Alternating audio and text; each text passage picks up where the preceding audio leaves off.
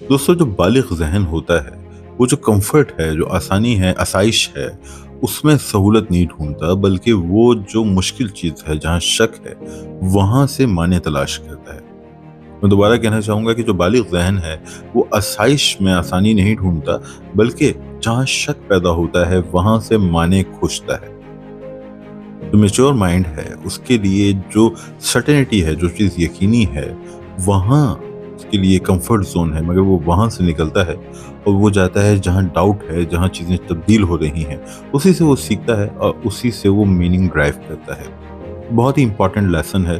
ऐसी चीज़ें जिसके बारे में हमें यकीन हो, हतमी हो, जिन पे जमूद तारी हो, जिनमें किसी तब्दीली का इम्कान ना हो, वो एक बालिग ज़हन के लिए नहीं है। अगर वो चीज़ें हैं तो वो एक नीम पुख्ता ज़हन के लिए हैं, जो किसी भी चीज़ को तब्दील होते हुए देख के घबरा जाता है। मगर जो बालिग ज़हन है वो तब्दीली को, शक को कबूल करता है, उससे सीखता है, उससे माने अख़ज़ करता है और आगे बढ़ता है।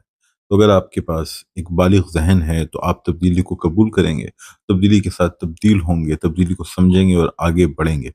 मगर अगर ऐसा नहीं है तो आप तब्दीली को रेज़िस्ट करेंगे, मगर जान लीजिए कि तब्दीली चाहे से समाजी सतह पे हो, सियासी सतह पे हो, टेक्नोलॉजी की सतह पे हो, वो रूनुमा होके रहेगी। आप और मैं कितनी ही कोशिश कर लें, उसे रोक नहीं सकेंगे। तब्दीली इकलौती हकीकत है जो बालिग ज़हनों के लिए है। नाबालिग ज़हन उसे रेज़िस्ट करेगा, करता रहा है हिस्ट्री में, आगे भी करता रहेगा। अब फैसला हमें करना है कि हम किस जानिब खड़े हैं। शुक्रिया।